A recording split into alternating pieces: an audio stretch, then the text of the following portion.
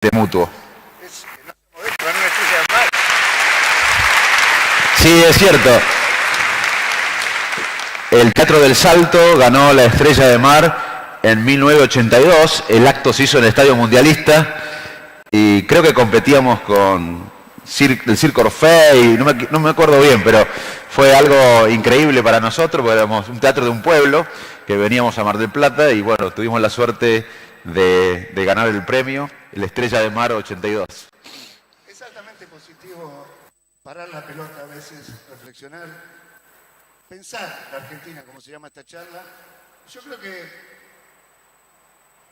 alguien que es un referente de la sociedad como vos tiene el deber cívico, ético, de hacerse escuchar, de reflexionar, de dar a conocer sus opiniones. En este sentido, venís hablando y mucho en los últimos tiempos de un tema que te preocupa y que es el hambre en la Argentina. Y ahí hay una deuda muy grande de la clase dirigente. ¿Cómo se revierte esta situación?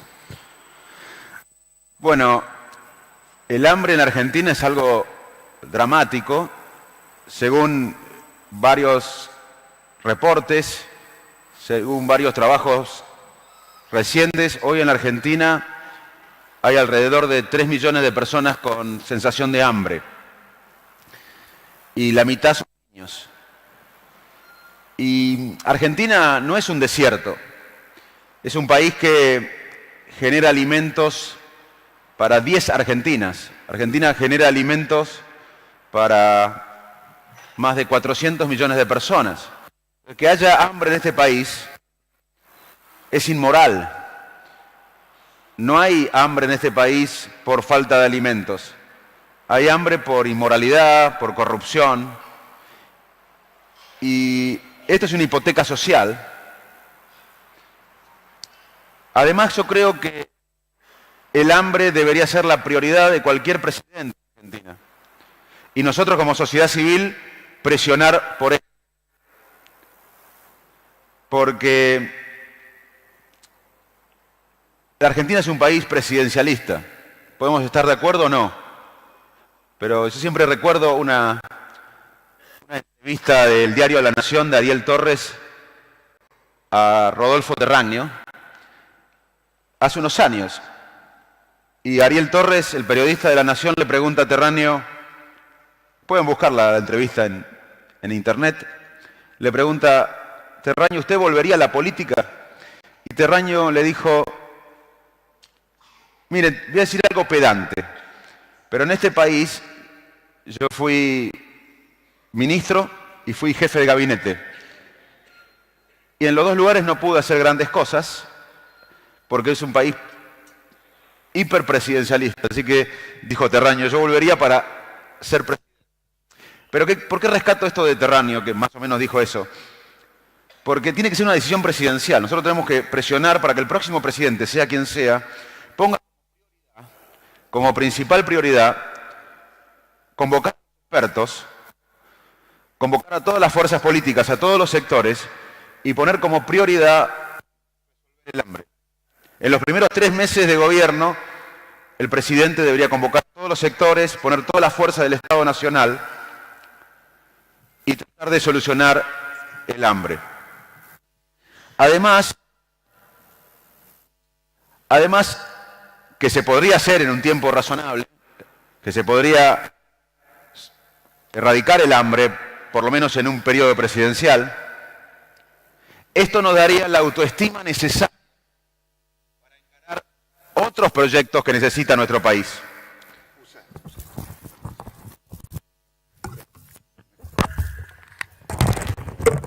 Hola,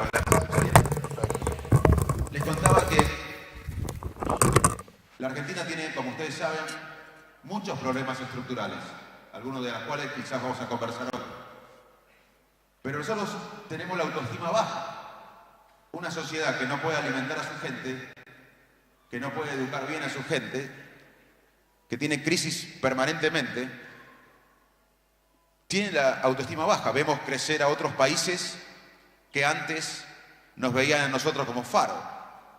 Entonces, solucionar el hambre, además que debería ser la prioridad del próximo presidente, de convocar a todos los sectores para enfrentar esta inmoralidad, nos daría también la autoestima suficiente, o un poco de autoestima, para encarar otros proyectos. Por ejemplo, que los chicos aprendan a leer, que los chicos terminen la secundaria aprendiendo un cálculo matemático, o cualquier otro proyecto que tengamos como sociedad.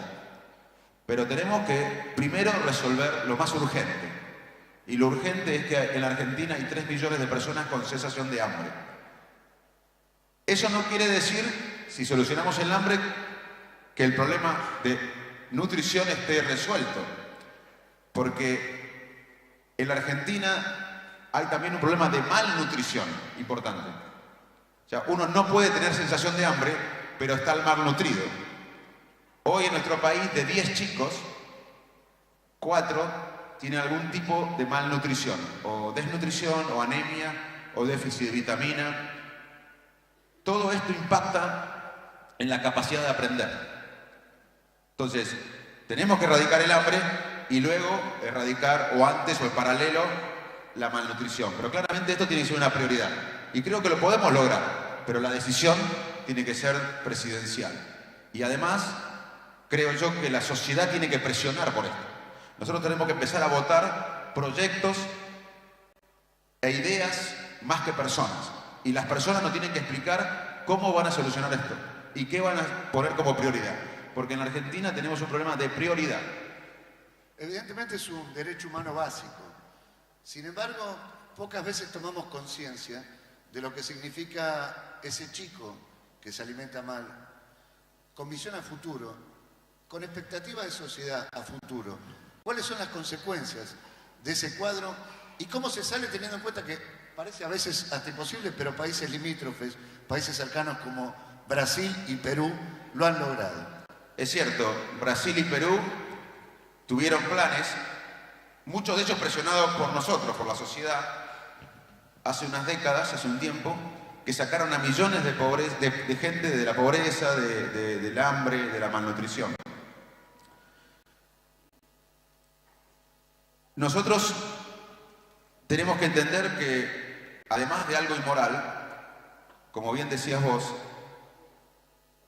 la malnutrición afecta al cerebro. Incluso cuando uno vive en la escasez, cuando uno vive en la pobreza, vivir en la escasez genera un estrés mental. Si cualquiera de nosotros, los que estamos acá, estaríamos en la escasez y ahora salimos caminando, tendríamos que pensar cómo llegar a nuestro destino, qué comer esta noche, cómo alimentar a nuestra familia. Todo eso necesita recursos mentales, recursos cognitivos. Y los recursos cognitivos son limitados. Y tendríamos que usar los recursos cognitivos para vivir, para sobrevivir. Y no podríamos usar esos recursos para el mediano plazo, para proyectos, para sueños. Entonces, una persona que vive en la escasez tiene que usar sus recursos mentales para sobrevivir. Por eso nosotros, la Argentina, que de cierta manera es privilegiada, ¿qué es ser privilegiado hoy en nuestro país? Poder comer, poder dormir cómodamente, con un techo, y poder pensar en el mediano plazo. Eso es ser privilegiado. Por eso los privilegiados de la Argentina, que podemos comer, que podemos dormir cómodamente y que podemos pensar en un mediano plazo, tenemos la necesidad, tenemos la responsabilidad, tenemos el deber ético de involucrarnos en resolver el drama de millones de compatriotas. Facundo, no invertir en el desarrollo humano hoy prácticamente es un certificado de defunción como sociedad. Sin embargo, el tren pasa en pocas oportunidades. Me da la impresión de que no quedan muchas como para subirse al mismo y que los tiempos se acortan. Si queremos una sociedad mejor, un país mejor, no quedan muchas oportunidades. Tenemos un potencial enorme en la Argentina. Somos un país que exporta desde satélites hasta soja. Tenemos una diversidad cultural enorme. Tenemos una cosa que es increíble, el valor de la amistad. Tenemos individualidades increíbles. Somos el único país en América Latina, incluso España, que tiene 3 premios Nobel en ciencia. O Así que tenemos mucha potencialidad, pero si no tomamos una estrategia correcta, lamentablemente la enorme desigualdad que tiene la Argentina va a aumentar, la pobreza va a aumentar. ¿Cuál es esa estrategia de país que debemos presionar todos en la sociedad civil? Es invertir en la gente, es invertir en las personas. La educación no es algo cultural, no es algo que queda lindo mencionarlo. La educación a cada uno de nosotros nos da más libertad, nos da la autoestima para perseguir los sueños, nos da miles de oportunidades o más oportunidades, nos da la oportunidad de tener una voz, nos hace más libres. La educación debería ser el principal plan económico de la Argentina. La salud también. Hoy la salud no se ve solamente como la lucha contra las enfermedades. Yo soy médico y obviamente que los médicos tenemos que ayudar a los pacientes y a las familias que padecen trastornos médicos. Pero hoy la salud, a nivel personal, si ustedes no tienen salud, no van a poder trabajar, producir, tener oportunidades. Y una sociedad que no tiene buena salud es lo mismo. Hoy la salud no solo se ve como la lucha contra las enfermedades, se ve como una herramienta importantísima del desarrollo. Una buena salud da cohesión social, impacta en la educación, impacta en la seguridad, en los niveles de violencia, impacta en la economía. Así que invertir en la gente es invertir en salud, nutrirlos bien, invertir en educación. Y también tenemos que entender que la riqueza en los países que se han desarrollado no viene tanto de los recursos naturales. Nosotros crecimos pensando que Argentina es rica en recursos naturales y no somos tan ricos en recursos naturales como pensamos. Estamos a nivel 45 en el mundo, parecido, por ejemplo, a países vecinos. En medicina hay una condición que los pacientes no reconocen que están con problemas. Y son los pacientes que peor evolucionan. Se llama anosognosia, el no reconocer los problemas. Y a veces nuestra sociedad, me parece, nuestra Argentina, me parece que tiene anosognosia, no reconocemos los problemas. Nosotros, y tenemos un diagnóstico equivocado. Tenemos recursos naturales, pero no tanto como pensamos. Y hoy los recursos naturales no son el principal motor de la economía. Aunque tuviéramos recursos naturales como pensamos, hoy los recursos naturales no son el motor de la economía. El motor de la economía es ser un país de innovación permanente. Y hoy recorrí Mar del Plata con el rector de la universidad que está presente. Un ejemplo, la Universidad de Mar del Plata tiene el INTEMA, el Instituto de Materiales, que es un modelo de país, en chiquito. Hoy conocí a cientos de argentinos marplatenses que investigan, están en la frontera del conocimiento, aún sin tanto apoyo a veces del Estado y la sociedad. Ese es el modelo de país. O sea que acá hay mucho potencial, pero a veces no tenemos una estrategia y una persona con mucho potencial, incluso a nivel personal, pero sin estrategia, no logra desarrollar todo su potencial. Así que yo veo a la Argentina con un enorme potencial, sobre todo en la gente, en nuestra cultura, en nuestra creatividad, en nuestro individualismo, pero nos falta una estrategia y nos falta entender que esto es colectivo. La única manera de salir es colectivo. Acá esperamos mesías, esperamos salvadores y no va a pasar. El problema es la coyuntura, estamos pensando exclusivamente en la coyuntura y no se proyecta a largo plazo, porque temas tan básicos como los que referís, educación, salud, sos un hombre de consulta, no hay político o candidato que no quiera tomar un café con vos, charlar con vos. ¿Es tan difícil de entender o nos quedamos en lo cortito y no medimos nunca porque no da rédito político lo futuro? Buena pregunta. Justamente Los políticos no priorizan esto porque no da votos. La salud no da votos, la ciencia no da votos, la educación no da tantos votos, pero ese es el desarrollo del país. El desarrollo del país depende de invertir en la gente y de generar riqueza con lo que llamamos conocimiento, que es básicamente vincular el sistema científico-tecnológico a la producción. Por eso es importante que todos nosotros de la sociedad civil presionemos a la política, presionemos a la dirigencia para que pongan como prioridad estos temas. Porque cuando uno entra, me imagino, en la política, usan los recursos mentales, como expliqué con los que viven en la escasez. Voy a repetir, los recursos cognitivos, los recursos mentales son limitados. Cuando uno entra a la política, imagino que los recursos cognitivos están más enfocados en sobrevivir. Sobrevivir como candidato, ganar la próxima elección, conservar el poder que se ganó, aumentar el poder. Y no se usan tanto los recursos cognitivos para lo que desarrolla el país. Por eso el rol de la sociedad es clave. Nosotros no tenemos que votar masa personas, tenemos que votar proyectos, ideas y cómo, y prioridades. Nosotros tenemos que apoyar y presionar para que los dirigentes, la dirigencia presente y futura, invierta en nutrición, en salud, en educación, en innovación permanente, en ciencia, tecnología asociada a la producción.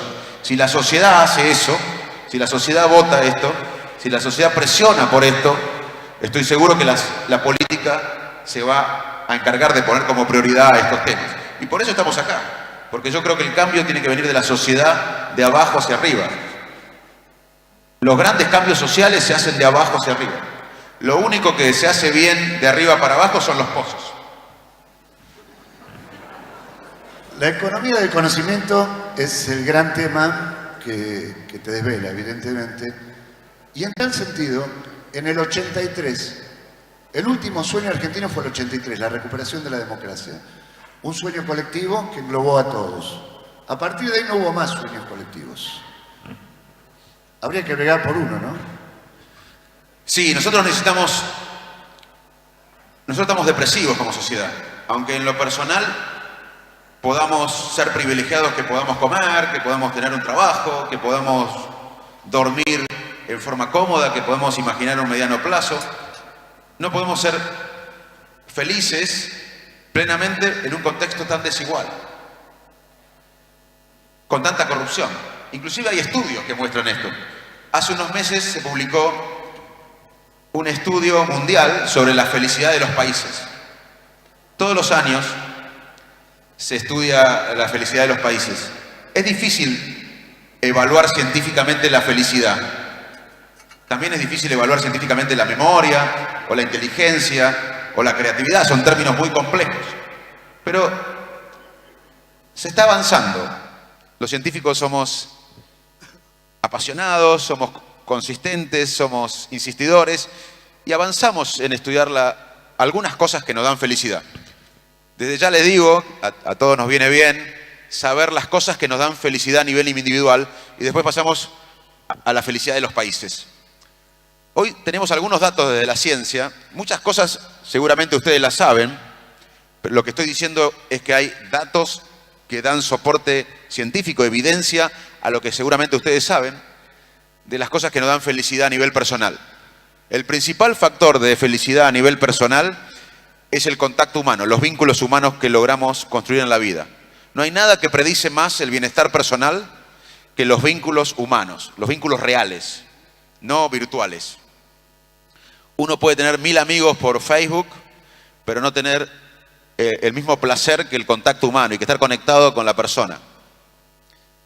De hecho, hay estudios que muestran que cuando uno se siente miserable y va a las redes sociales, se siente más miserable porque ve a la prima que uno no quiere disfrutando en la costa y nosotros miserables en nuestra casa. Así que nunca chequen en las redes cuando se sienten miserables porque van a ver al otro mostrando lo mejor de sí. Es peor. Es peor, se siente uno peor. Así que el primer factor que nos da felicidad es el vínculo humano. Después tener una meta, un propósito, un sueño que nos exceda a nosotros. Los seres humanos necesitamos un sueño personal que nos exceda. Por ejemplo, yo estoy acá, ayer llegué de viaje y Pedrito, mi hijo, me dice, ¿por qué te vas, papá? y porque quiero hablar con la sociedad sobre los problemas del país. Es algo que no sé. Ustedes están acá un viernes a la tarde, en vez de estar descansando, invirtiendo en algo que los excede, que es la sociedad. O sea, nosotros necesitamos un sueño para tener bienestar. Otra cosa que nos da bienestar es contemplar. Contemplar la realidad. Contemplar esta charla, por ejemplo. Yo estoy disfrutando plenamente esta charla, estoy conectado, estoy viviendo el presente. De esa manera elimino los circuitos de ansiedad, pensando en qué voy a decir, en qué dije, en qué no dije. Estoy conectado con el presente. Y contemplo la posibilidad de venir a una ciudad que me reciba gente con tanto afecto, ver amigos, hablar del país, de mi sociedad, sentir en el cuerpo la necesidad de hablar de mi país, pero estoy totalmente compenetrado con el momento y eso me da mucho bienestar. Y no tiene nada que ver con lo material. Y si todos contemplamos el presente y nos involucramos en lo que tenemos, en la gratitud, nos da mucho bienestar. Otra cosa que nos da bienestar es ejercicio físico regular. Aunque sea caminar 3 o 4 veces por semana. Aparte protege al cerebro. Ser optimista también, ver la mitad del vaso lleno. O sea que hay datos interesantes de qué cosas nos dan bienestar a los seres humanos. La genética es importante. Bastante de nuestro bienestar tiene que ver con lo genético, con la herencia. O sea, si nosotros vemos que ese vaso está lleno o vacío, en cierta manera tiene que ver con nuestra historia familiar, con nuestros tíos, abuelos, hermanos. Casi un 40% de nuestro bienestar tiene que ver con la herencia. Así que si nuestros tíos, abuelos, primos ven el vaso vacío, estamos en problema. Pero tenemos un porcentaje que podemos hacer mucho para construir nuestro bienestar, que es estas cosas, estar conectados, hacer ejercicio, contemplar el presente, tener gratitud, tener un sueño, ser altruista, ayudar a los demás. Y así como sabemos desde la ciencia cosas que nos dan bienestar en lo personal, también podemos evaluar, no en forma perfecta, el bienestar de los países. Y este reporte, que se publicó hace unos meses, es internacional, muestra que la Argentina descendió desde el puesto 20 y pico al 40 y pico en los últimos años. O sea que la desigualdad en la que vivimos, la corrupción en la que vivimos, la falta de oportunidades, la coyuntura permanente, la violencia, la falta de sueños impactan en nuestro bienestar. Así que nosotros tenemos que votar estos temas, aunque sea por nuestro bienestar, porque aunque nos vaya bien a nosotros, no vamos a poder tener la felicidad completa en un país con tanta corrupción, con tanta desigualdad, con tanta falta de sueños, con falta de espíritu colectivo. Así que claramente yo veo una sociedad deprimida, veo una sociedad angustiada, veo una sociedad irritable. ¿Y cómo se sale de esto? Podemos hacerlo, pero es colectivo, es entre todos, es de abajo para arriba y entre todos, y con un sueño. Y el sueño para mí es parecido, el que tenemos que construir, es parecido al que tuvimos en el 83, como bien decís vos, Marcelo, con la democracia. En el 83, yo me acuerdo que tenía 14, 15 años y veía radicales, peronistas, socialistas, liberales, ricos, pobres, todos en forma colectiva disfrutando un sueño, que era recuperar la libertad, la democracia, las instituciones. Lo tenemos. Décadas más tarde, no es perfecta nuestra democracia, pero vivimos en democracia. Hoy necesitamos otro sueño, que ya no es la democracia. Y este sueño es alimentar a los chicos, mejorar la educación y vincular la ciencia con la producción para poder duplicar el PBI en unos años. Si hacemos esto, podemos ser un país mucho más rico y más inclusivo. Porque la mejor manera de reducir la desigualdad es invertir en la gente. Si nosotros solamente nos concentramos en crecer económicamente, que también tenemos que hacerlo vinculando para crecer genuinamente la ciencia y la tecnología con el sector productivo para generar valor agregado, pero si al mismo tiempo no invertimos en la gente, el crecimiento económico per se puede aumentar la desigualdad. Y acá pasó en la Argentina. Hubo periodos de crecimiento económico donde no se redujo la desigualdad, se aumentó la desigualdad, porque no se invirtió en la gente. Y este es el sueño que yo propongo, que muchos proponemos. Quizás yo tengo una voz más escuchada que otros colegas, docentes, médicos, enfermeros, instrumentadores, investigadores, pero muchos pensamos que este es el camino. Pero la única manera de que esto pase, como no da votos, es que nosotros presionemos y que sea un sueño colectivo. Porque si otra vez volvemos a pensar que un Mesías nos va a salvar, vamos a volver a frustrarnos en los próximos años. Pero claramente necesitamos un clima de época, necesitamos un sueño colectivo. Una mística. Una mística como tuvimos en el 83. Y tenemos que también tener líderes que crean en la patria, que tengan un espíritu patriótico y que no piensen solamente en su destino personal, en su biografía personal. Y acá en la Argentina, yo siempre cuento una anécdota, ustedes me han escuchado algunos, que Roca, el presidente Roca, no se llevaba muy bien con Sarmiento, no se querían, un expresidente, y tampoco se llevaban bien con otro expresidente que se llamaba Avellaneda. Y Roca, cuando asume la presidencia, les pide a Sarmiento que sea director nacional de escuelas, y a Avellaneda le pide Roca que sea rector de la universidad. Y ambos expresidentes valoraban más la educación que ser presidentes, y Sarmiento acepta ser director de escuelas, y Avellaneda, otro expresidente, acepta ser el rector de la universidad. Acá hubo líderes que privilegiaron más la educación, la inversión en la gente, que el destino personal. Durante mucho tiempo creímos, y creo que está innato en cada uno de nosotros, que aportar o invertir en ciencia y en tecnología era para países desarrollados, para Finlandia, para Alemania. Tenemos muchos problemas. ¿Cómo vamos a invertir en esto si tenemos otras situaciones antes? ¿Es así realmente? No, es al revés. Muchos piensan, como decís vos, Marcelo, que hay que crecer económicamente y después invertir en ciencia, en tecnología, invertir en la gente, en salud, en educación. Es totalmente al revés. Los países que se desarrollaron no fueron desarrollados y luego invirtieron en ciencia, en salud, en educación, en nutrición. Se desarrollaron justamente porque antes invirtieron en la gente, en nutrición, en salud, en educación y en vincular el sistema científico-tecnológico con la producción, generando un país de innovación permanente. Si Argentina haría esto, hoy en Argentina falta instituciones intermedias entre el sistema científico y el sector productivo. Hoy mismo lo hablábamos con Alfredo cuando recorríamos Intema. A los científicos hay que dejarlos ser científicos.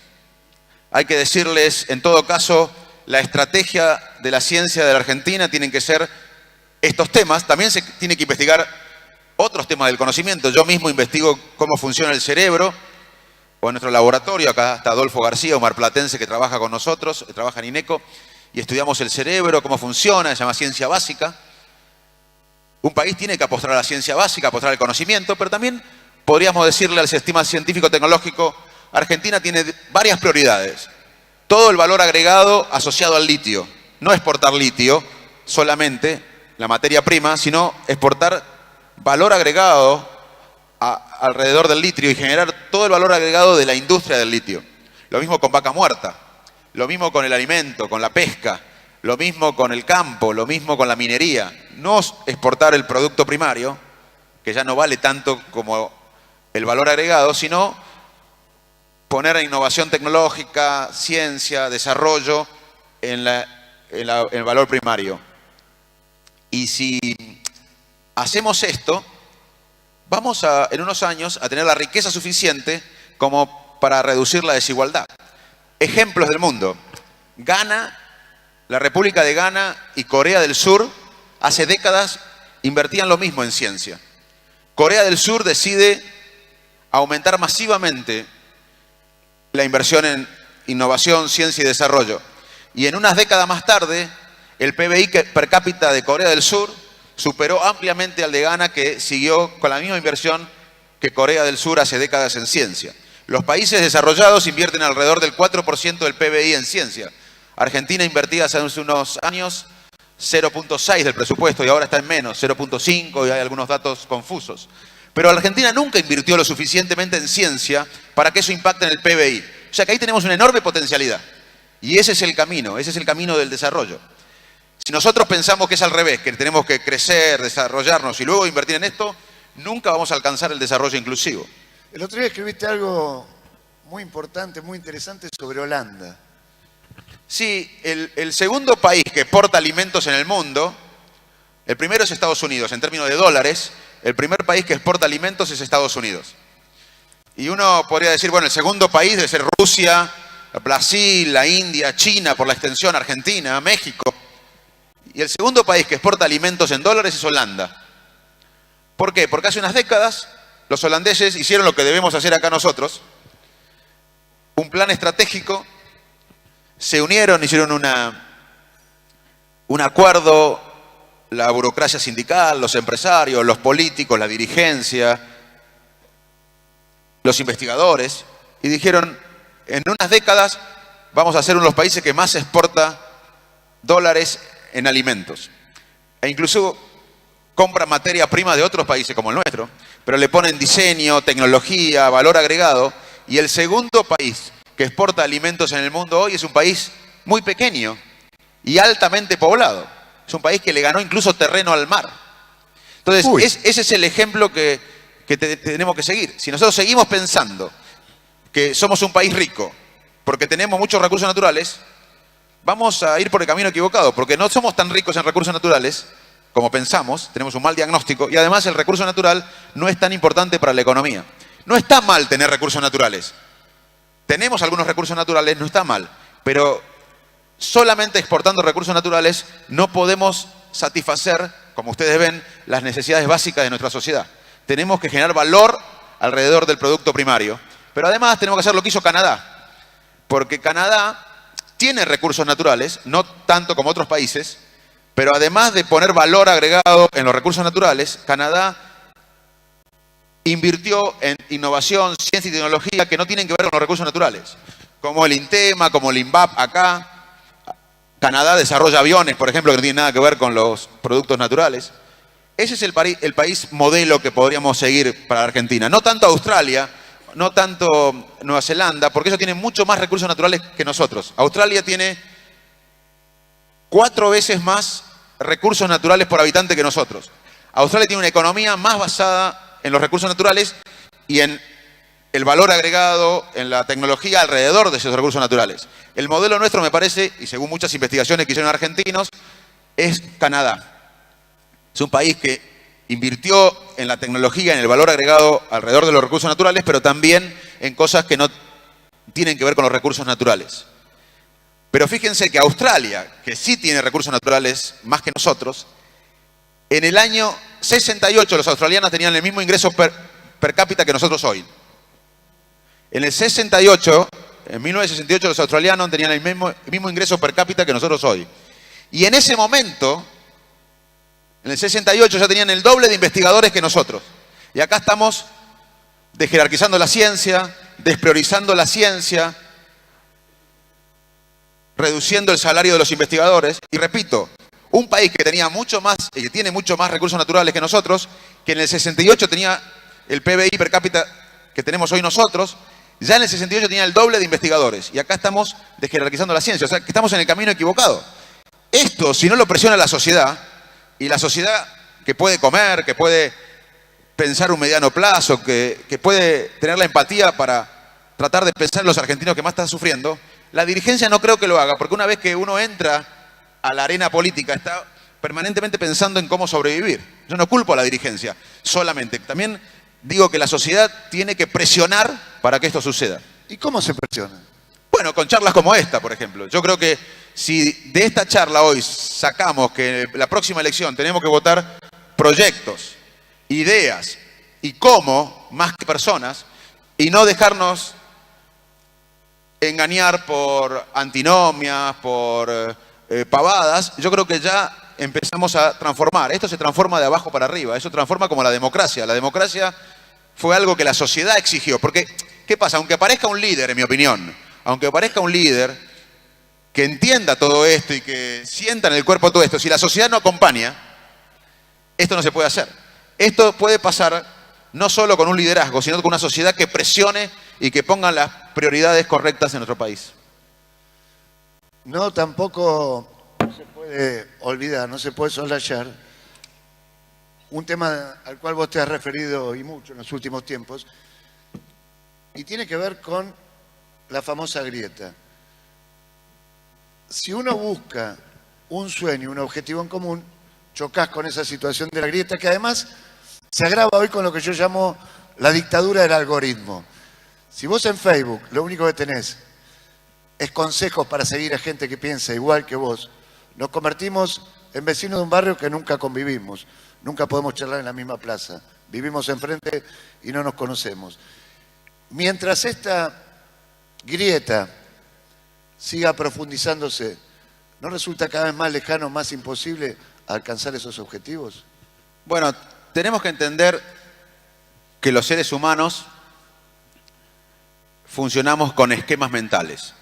Nosotros vivimos en forma automática la mayor parte del día, porque no podemos racionalizar, analizar toda la información disponible. Vivimos en un mundo ambiguo.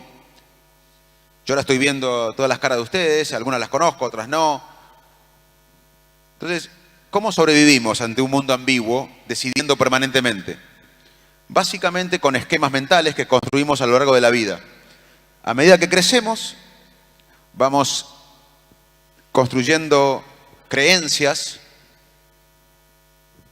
esquemas mentales, con los que vamos evaluando rápidamente el mundo ambiguo que nos rodea. ¿Y saben qué hacemos todos? Todos. Acá no zafa nadie. Vamos por el mundo con nuestras creencias construidas en nuestra vida, en nuestra experiencia personal.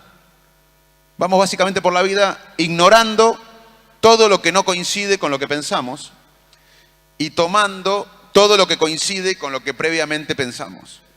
Entonces nosotros somos un poco así. Una tribu.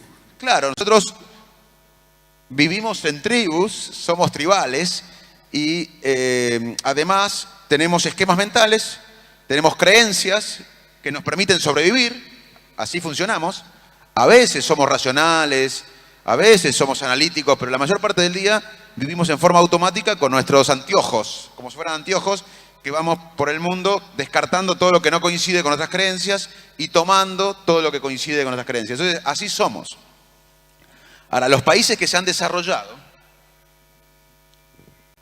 han logrado, siguen siendo así. España, por ejemplo, es un país desarrollado, pero tiene una grieta tremenda con Cataluña y España. Estados Unidos es un país desarrollado, pero tiene una grieta tremenda con Trump, anti-Trump ahora. Inglaterra es un país desarrollado, pero tiene una grieta tremenda con el Brexit. Hay gente que se quiere ir de Europa, hay gente que se quiere quedar. Francia, una grieta enorme, pero en ningún país desarrollado, aunque haya grieta, nadie discute el valor de la educación, el valor de la ley, el valor de las instituciones, el valor de la nutrición. O sea, los países que se han desarrollado tienen grietas, pero en varios proyectos de interés público, de interés nacional, proyectos de Estado, se han puesto de acuerdo. Tampoco ayuda mucho la grieta, porque a España le produjo un efecto negativo la grieta, a Estados Unidos también, pero se pueden permitir en cierta manera la grieta porque hay cierta estrategia de país en la que todo el mundo está de acuerdo. En Estados Unidos nadie discute la ley, nadie discute el valor de la universidad, el valor de la ciencia, el valor de la salud, el valor de la educación. Acá en la Argentina lo que nos pasa es que nosotros todavía no nos pusimos de acuerdo en temas básicos. Entonces la grieta nos hace mucho más daño. Pero los seres humanos somos propensos a las grietas porque somos tribales y porque vamos por el mundo básicamente validando lo que pensamos e ignorando lo que contradice lo que pensamos. Porque algo que contradice lo que yo pienso cuestiona mi identidad y la de todos nosotros. Si ustedes piensan una cosa y yo les muestro evidencia de que ustedes están equivocados, en el fondo le estoy contradiciendo su identidad. Entonces, todo el mundo naturalmente busca datos que refuercen lo que pensamos previamente. Autodefensa, claro. Ahora, ¿cómo salimos de esto? ¿Cómo hicieron los países que se desarrollaron? Instituciones, proyectos colectivos, invertir en la gente e invertir en el conocimiento. También los países que se han desarrollado en términos de tener menos corrupción, no es por un problema que son diferentes cerebralmente a nosotros. En los países nórdicos hay menos corrupción que Argentina. Y no es porque los nórdicos tengan un cerebro diferente a nosotros. Nosotros, como especie, siempre evolutivamente tendemos a llevar agua para nuestro molino. De hecho, hay conductas corruptas en abejas, en hormigas, en chimpancés. Y en la evolución del ser humano, siempre nuestra especie buscó llevar agua para su molino. En los últimos siglos, algunos países han logrado poner al hombre ante la ley igual. Pero ¿por qué hay menos corrupción en los países nórdicos o en otros países que tienen menos corrupción que Argentina? No por cómo funciona el cerebro, sino porque hay instituciones y hay una sanción social. Los países que tienen instituciones fuertes y que sancionan al corrupto tienen menor corrupción. Los países en los que la sociedad sanciona al corrupto tienen menor corrupción. Acá en la Argentina no es que tengamos un cerebro diferente a los nórdicos, es que no hay instituciones que castiguen al corrupto y no hay sanción social al corrupto. El tema de las redes sociales, ¿cómo afecta el valor de la democracia y en relación a la evolución del cerebro y el cambio que está produciendo toda esta revolución que vivimos? ¿Cuál es? ¿Te preocupa? ¿Te genera miedo? ¿Te genera incertidumbre? Decías hace un tiempo, bueno, fumar era habitual en una época y hoy es repudiable o criticable. El consumo de azúcar. Las redes sociales, me interesa conocer tu opinión sobre lo que está pasando hoy con este mundo interconectado, con esta dependencia absoluta que tenemos todos del telefonito. ¿En qué nos cambia? Yo no tengo celular hoy, ¿eh? Pero hace 10 minutos te sacaban 150 fotos afuera con teléfonos. Otros. Pero que yo no lo dejé porque si uno quiere ser más feliz, tiene que desconectarse. Hagan lo que quieran. Pero si están todo el día chequeando WhatsApp, Facebook, Instagram, etcétera, etcétera, van a ser muy miserables. Hagan lo que quieran. Pero parte de contemplar el presente y de no cambiar de tarea permanentemente es lo que lo va a hacer tener más bienestar inmediato. La tecnología es fantástica y yo creo que ayuda a la democracia también porque la sociedad tiene más poder, cada uno puede opinar, ya la verdad no está en iluminado, sino en la sociedad. En ese aspecto es positivo, como es positivo en muchas otras cosas la tecnología. Como científico, como médico, no tengo más que palabras de agradecimiento a la tecnología, la usamos permanentemente. Lo que estoy diciendo no es que no hay que usar la tecnología, es que hay que ser moderado, hay que cortar el uso de la tecnología, porque estar permanentemente viviendo, chequeando el celular o la computadora y pasando de una actividad a otra, nos afecta el bienestar, nos afecta la calidad de vida. Así que yo estoy más preocupado por la calidad de vida de la gente, más allá de que cambiar de tarea permanentemente en las redes o en el celular y pasar de una tarea a la otra nos impacta en el rendimiento, nos hace rendir menos, nos da ansiedad, estrés, nos afecta la calidad de vida. Uno la pasa peor, se pone más ansioso, más estresado, más angustiado. Así que una manera de ser más feliz es cortar varias horas por día, desconectarse y contemplar la realidad, contemplar este vaso de agua, contemplar la botella, la gente, el momento.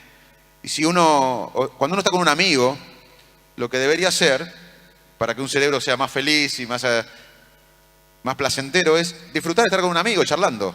No estar hablando y respondiendo un mensaje. O estar en un grupo, en un auto, chequeando el mensaje, además que es algo irrespetuoso, es algo que nos hace menos felices. Estar conectado con la realidad, contemplar el momento, el presente, es una de las fuentes más importantes de bienestar. Venís de Estados Unidos de disertar en 2 universidades y en centros académicos. ¿Por dónde está pasando el debate hoy? Bueno, el cambio climático es sin duda un debate, no es un debate, es una preocupación, sobre todo, por suerte, los jóvenes están tomando esto como una de las banderas más importantes. La diversidad de género es otro tema importante. También es importante la desigualdad. Creo que los países desarrollados están muy preocupados por la desigualdad en el mundo. También el futuro en mi área específica, un tema que involucra a muchos es la interacción de los seres humanos con las computadoras. Creemos que el ser humano va a evolucionar, nos guste o no, a una interfase cerebro-máquina. Vamos a estar conectados vía tecnología con la inteligencia artificial en un futuro posiblemente. Y hay un debate ético, hay un debate moral sobre el futuro de la especie humana, de nuestra especie. Y a su vez esta posible interfase cerebro-máquina va a aumentar más la desigualdad. Hay personas que van a estar conectados con inteligencia artificial y otras que no. También la ética de la inteligencia artificial. Antes, la inteligencia artificial nace hace décadas, en la década del 50 del siglo pasado. No es nueva. Pero antes los programas de computación podían hacer tareas para las que habían sido programadas. Y siempre hubo predicciones que la inteligencia artificial iba a superar a la mente humana, que la inteligencia artificial iba a generar robots que iban a conquistar el mundo, pero nunca pasó. Ahora, en la última etapa de la inteligencia artificial pasa algo novedoso, en serio, es que los programas pueden hacer tareas para los que no fueron programados. Aprenden del ensayo y error y pueden analizar gran cantidad de información en muy poco tiempo. Entonces, también hay un debate en la actualidad, es cómo limitar o cómo controlar que los programas y que las máquinas puedan pensar y decidir en forma autónoma. Ese es uno de los debates también que predomina en el mundo desarrollado. Porque puede ser para bien o para conformar ejércitos. Totalmente. Por eso yo insisto, y muchos insistimos, en que el rol humano es clave. Y otro debate que está relacionado con este es cómo la robotización va a quitar trabajos. Y la mejor arma, ¿saben cuáles son los países menos preocupados porque los robots roben los trabajos humanos? Los países nórdicos, porque están bien educados. Todavía no sabemos cómo preparar a los chicos, con qué habilidades vamos a preparar a los chicos en el futuro, para los trabajos del futuro, porque no sabemos cuáles van a ser los trabajos del futuro. Lo que podemos hacer es educarnos bien, no solo a nuestros hijos, sino a los hijos de una nación. Para mí mis hijos no son Pedrito y Manuela, son los hijos de la Argentina. ¿Cómo podemos preparar a nuestros hijos, como país hablo, para trabajos que todavía no existen y que se van a crear? La única manera es educarlos bien. Y el mejor ejemplo, porque todo el mundo está atemorizado de que los robots van a quitar trabajos humanos. Donde hay menos miedo, repito, es en los países nórdicos, porque están bien educados. La educación es el mejor antídoto para combatir el miedo de la robotización y la pérdida de trabajo. Las dos últimas, por mi parte, como para abrir al público algunas preguntas. Me quedé con lo del cierto aspecto de la grieta y de cosas que vivo cuando te he acompañado en la charla anterior o cuando entramos. Mucha gente se acerca y te dice: Manes, yo quiero que usted sea presidente. Manes, yo quiero que sea ministro de Educación. Pero a los 5 metros hay otra mujer que se te acerca y te dice: Manes, no se meta en el barro. Manes, no se meta en esto. ¿En qué quedamos? ¿Qué hacemos? Es una buena observación. Cuando venía en el avión, ayer de Estados Unidos para acá, parte del avión te decía, metete. Y la otra parte decía, no te metas, te van a matar. Así que un hemisferio piensa una cosa y la otra. Y esa pelea que es el diablito y el angelito. Yo creo que los argentinos que tenemos el privilegio de haber obtenido una educación pública, a mí me pagó la educación la Argentina, mi educación fue pagada por argentinos, incluso algunos que nunca fueron a la universidad. Entonces, lo que soy yo es por mi país y tengo la obligación, como muchos, de no ser indiferentes. Tenemos que comprometernos para exigir una sociedad que priorice, es una cuestión de prioridades. Gobernar es priorizar. Y tenemos que exigir que la dirigencia priorice en forma estratégica los temas que venimos hablando. Es invertir en la gente y generar riqueza con el conocimiento, con la ciencia y la tecnología asociado a la producción, pero creando instituciones. Lo que hizo Israel, lo que hizo Australia, lo que hizo Noruega, es crear instituciones que vinculen el sistema científico con el sector productivo. Acá tenemos instituciones intermedias como el INTI, el INTA, pero están sufriendo mucho. Tenemos que fortalecer instituciones intermedias y crear nuevas que no existen. Hoy no existen tantas instituciones que vinculen la ciencia con el sector productivo. Tenemos que crear más. Y a su vez, tenemos que permitir que todos los argentinos jueguen este partido. No solo los privilegiados que podemos comer, ir a un colegio, aprender, sino todos los argentinos tenemos que jugar el partido del conocimiento. Y creo que mi rol hoy está en recorrer la Argentina, en cada espacio que tengo, hablar de esto, para que muchos tomen esta bandera y presionemos todo. Yo creo que la salida es colectiva.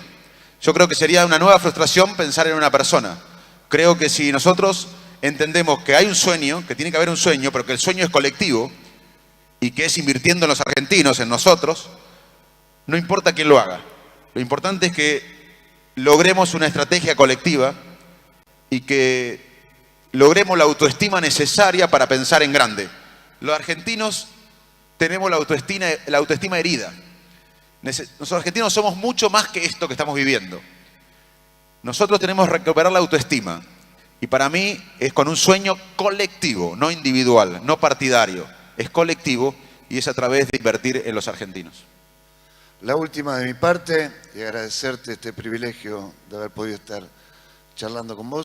Te tocó volver en 2001 a la Argentina, en el medio del caos y cuando todos se iban.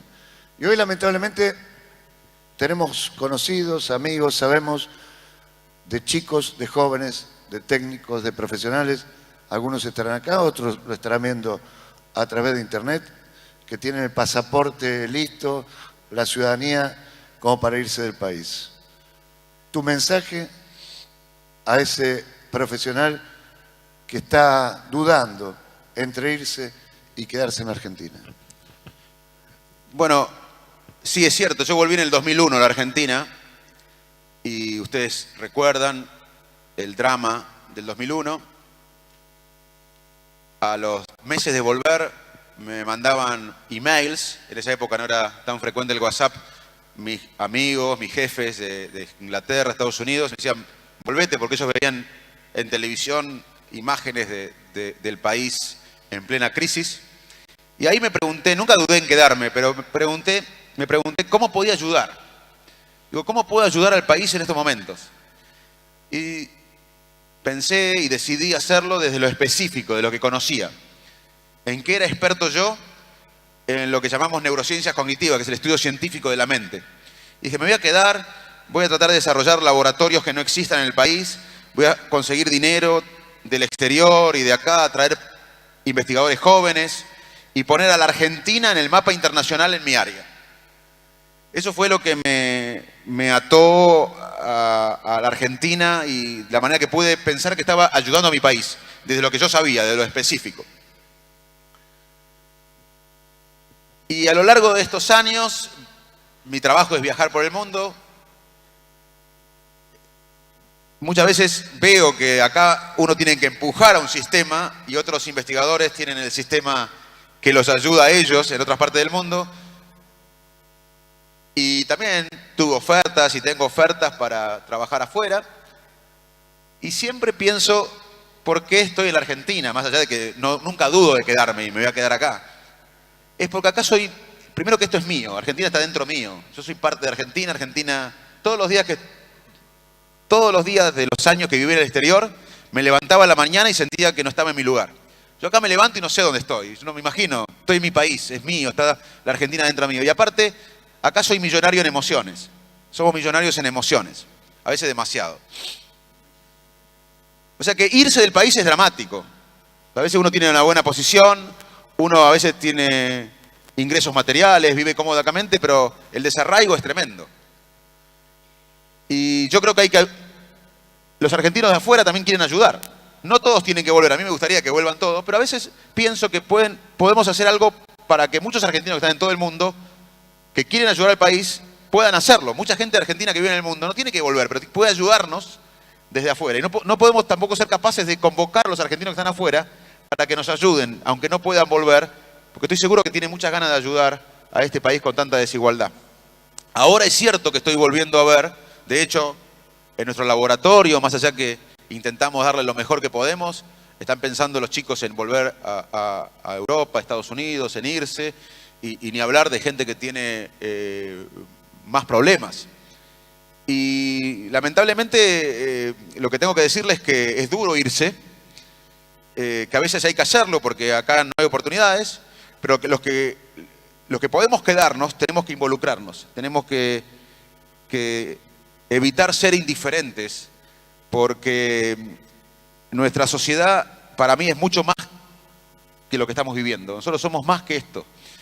Y bueno, cuando logremos encaminar la Argentina, que yo tengo la confianza que lo vamos a hacer, si encaramos el camino de invertir en la gente y en el conocimiento, vamos a poder dar la oportunidad a los argentinos que están afuera de que regresen. Pero hoy lo que tenemos que hacer es tenemos que tener la empatía suficiente para ayudar al que menos tiene, al que está sufriendo, al que no tiene, al que tiene hambre, al que vive en la pobreza. Pero no solo dar dádivas, y en esto lo plantea bien el Papa Francisco. Tenemos que tener una empatía emocional, porque hay una empatía cognitiva. La empatía es la capacidad de imaginar que el otro piensa distinto a uno y de sentir la emoción del otro. Hay una empatía cognitiva que es, yo imagino que tal persona o que ella piensa diferente a mí. Pero hay una empatía emocional que para mí es más importante, que es, yo siento la alegría o la tristeza del otro. Y yo creo que nuestro rol, de los que podemos quedarnos y ayudar en este país, es tener empatía con el más vulnerable. Pero no empatía cognitiva solamente, de imaginar que está mal, sino sentir el dolor del otro. Nos falta más empatía emocional. Tenemos que ayudar al otro, pero sintiendo la angustia, el dolor del otro. Facundo, te puedo asegurar que es conmovedor ver desde acá. Pasó una hora. Vivimos apurados. Y sin embargo, la tensión genera una esperanza, genera eso que ha provocado, decir, encender esa mecha de un sueño, de escuchar. Así que en nombre creo que de todos, gracias por hacernos soñar y por esta tarde.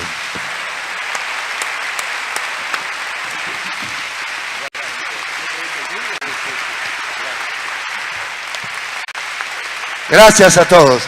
Vamos a habilitar algunas preguntas, aprovechando unos minutos más de Facundo.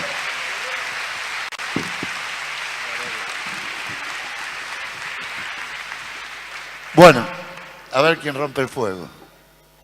Ya hay una pregunta. ¿Tenemos un micrófono? A ver cómo está.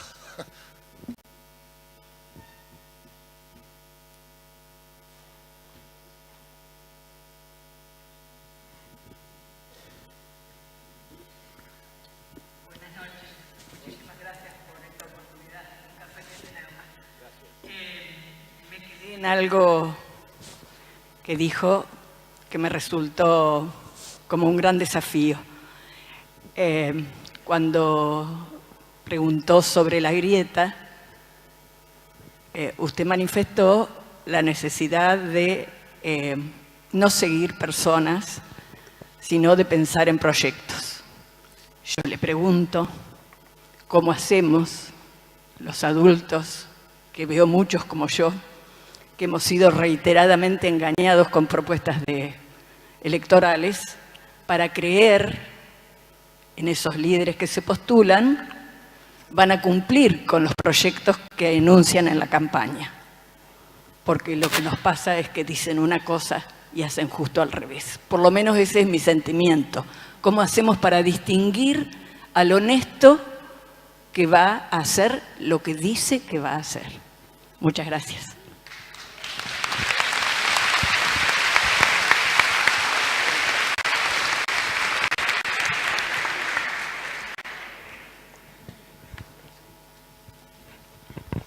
Es la pregunta más difícil que me hicieron en mi vida.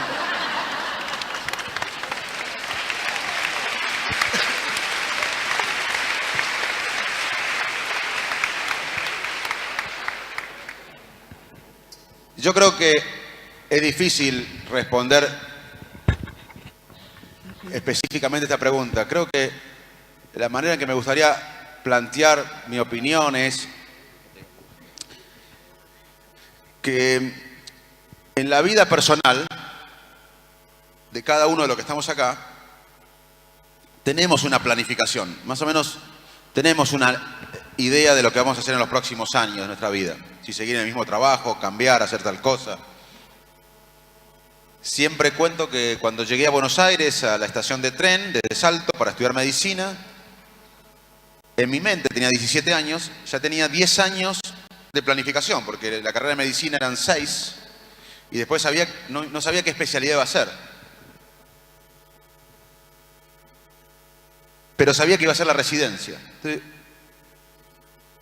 en el 87, un chico de 17 años ya tenía 10 años de planificación de su vida.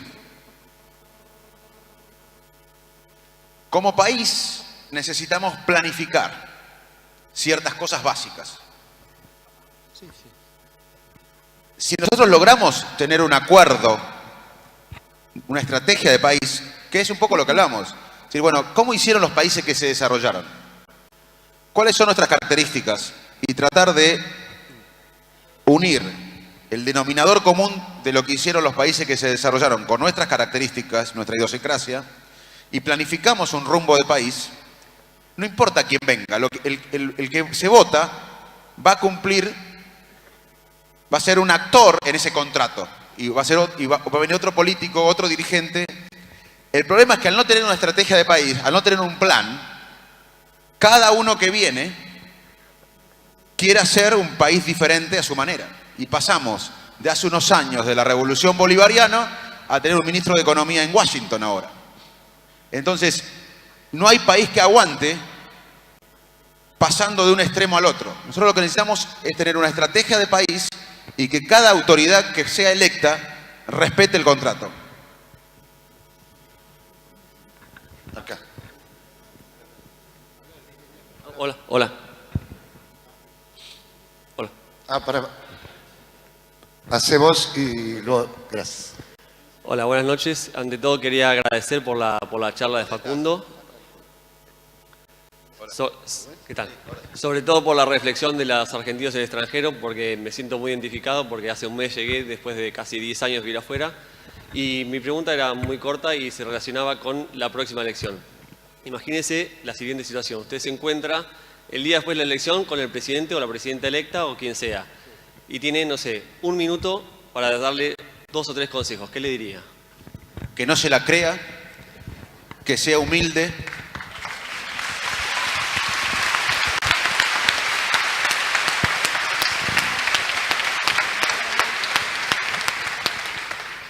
que es un servidor público,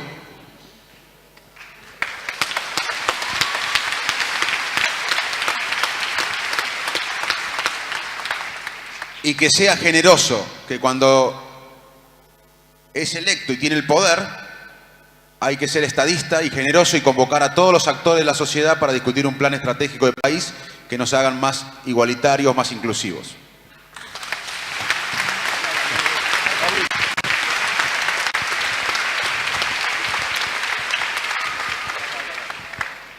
Un pequeño ejemplo de las cosas que dijo Facundo, con quien he conversado algunas veces. Durante varias semanas en las redes sociales apareció un señor que vendía aún con tarjeta de crédito turnos en el hospital público, con facilidad para conseguir algo rápido. Esto rebotó después de algunas semanas en el diario La Capital. No he visto ningún político, ningún funcionario, ningún juez, ningún fiscal que se haya ocupado del asunto.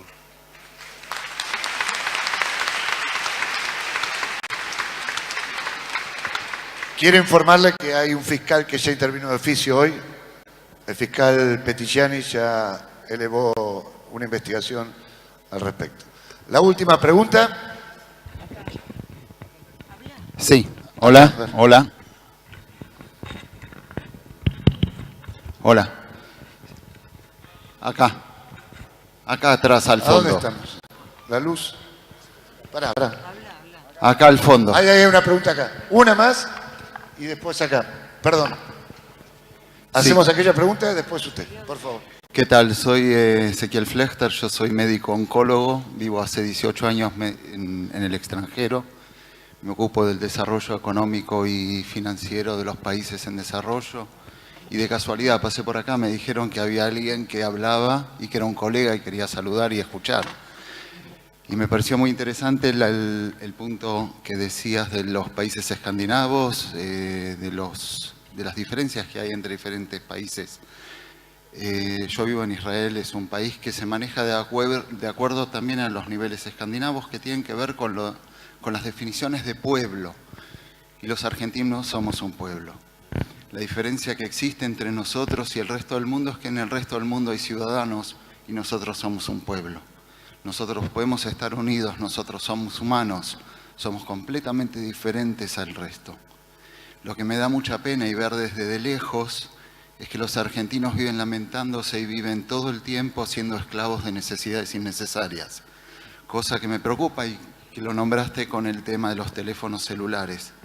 El tema de la salud pública, la salud privada es una vergüenza para mi forma de ver. Yo trabajo en salud pública y no cobraría un centavo de un paciente.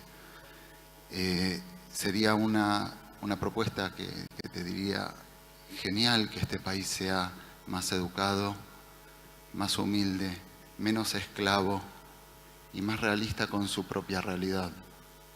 Nosotros somos argentinos, no somos el resto del mundo. Muchas gracias. Creo que en definitiva resume un poco lo que fue el espíritu de la charla. Yo simplemente quiero resaltar que a veces no tomamos conciencia que hemos tenido una tarde de lujo. Un viernes escuchar a alguien como Facundo con el corazón, y valga, con el corazón sobre Mar del Plata, con tanto cariño, es solamente para resaltar, para aplaudir y para agradecer, para que vuelva. Gracias, Facundo.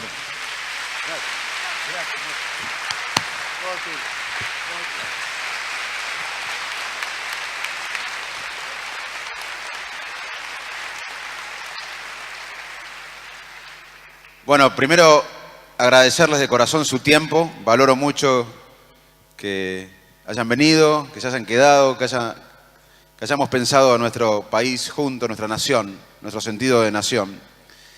Y quiero terminar con una frase de Robert Kennedy, que decía que el destino no es un regalo, es una conquista. Y estoy seguro que vamos a conquistar esta Argentina que soñamos. Muchas gracias.